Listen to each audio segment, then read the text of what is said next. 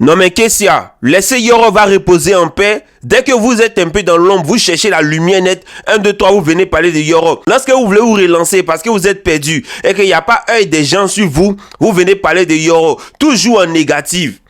Yoro là dans sa vie, il y a beaucoup de choses positives.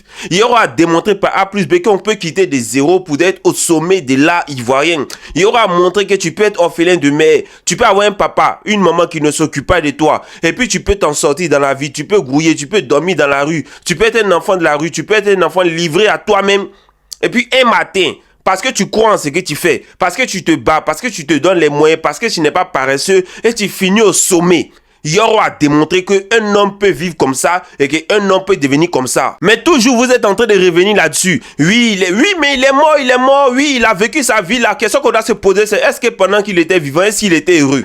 Est-ce que Yoro était heureux? Yoro était tellement heureux, même malgré que les gens l'ont fermé, les gens l'ont vissé. Il savait que les gens voulait qu'il tombe, mais malgré tout ça, il se battait, il utilisait lui-même ses propres moyens, il mettait des panneaux d'affiches, il voulait faire ses spectacles, il voulait faire ses concerts, les gens le sabotaient, lui-même il voyait que les gens le sabotaient, que ce soit à la télé, que ce soit à la radio, que ce soit sur le terrain, que ce soit même en Côte d'Ivoire. Malgré qu'il est une figure emblématique pour la musique ivoirienne, mais Yoro n'a pas baissé les bras. Yoro s'est battu jusqu'à son dernier jour. C'est ça on dit un homme, c'est ça on dit un garçon, c'est ça on dit une source d'inspiration. Vous là, vous vivez du communautarisme. Voilà, les Kais Boulma, c'est du communautarisme vous vivez. C'est là que toi, Kais Boulma, c'est dans les églises qui vont vendre tes albums. C'est dans les églises, ils ont passé tes albums pour dire oui que voilà, album de Kais Bloom, action de grâce, oui, si vous payez, Dieu va vous bénir, oui, si vous payez, moissonnez pour recevoir, etc., etc. C'est action de grâce qui a fait vendre tes CD. C'est action de grâce. C'est action de grâce qui va faire que les gens vont acheter tickets pour aller à tes concerts, aller à tes spectacles. C'est action de grâce. Parce que toi là, tu es au sein d'une communauté. Voilà ce qui fait ta couverture, petit. C'est ce qui fait ta puissance, c'est ce qui fait ta force. C'est la force de la communauté. Sinon, quand on dit artiste là, c'est les gens comme Suspect, c'est les gens comme Didi B, c'est les gens comme Yoro. Parce que eux, il n'y a pas fait de communauté. Ils ont déposé les mouvements et puis ils aiment. On ne vend pas CD de Yoro dans l'église. On ne vend pas CD de Didi B dans l'église. Mais ça fait 10 d'or.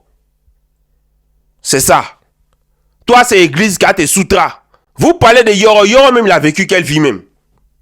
Allez voir les Chinois. Les Chinois, ils ne croient pas en Jésus. Ils vivent 100 ans. Ils vivent 150 ans. Ils vivent 200 ans. Ils ne croient pas en Jésus.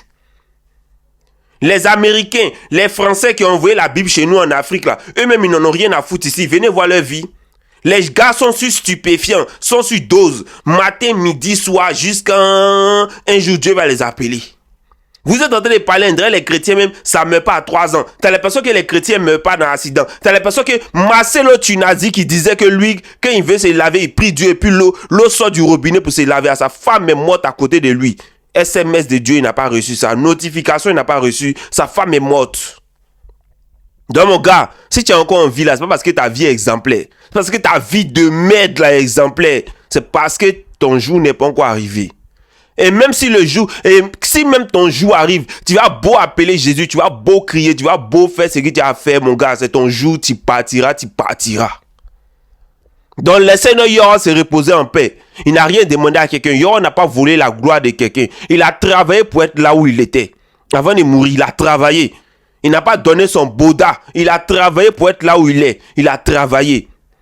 Est-ce que Yoro, quand il vivait, est-ce qu'il était en paix? Est-ce qu'il était heureux? Est-ce qu'il était épanoui? Voilà les questions qu'on doit se poser. Et je pense que chacun d'entre nous a la réponse à cette question. Si vous n'aimez pas Yoro là, c'est votre problème. Nous là, on est chinois jusqu'à la mort. Donc laissez Yoro va reposer en paix.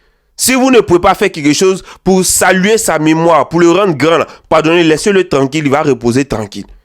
Sinon là, continuez à parler de lui quand vous êtes encore en vie, non? Le jour que votre petit dossier va sortir, vous allez apprécier.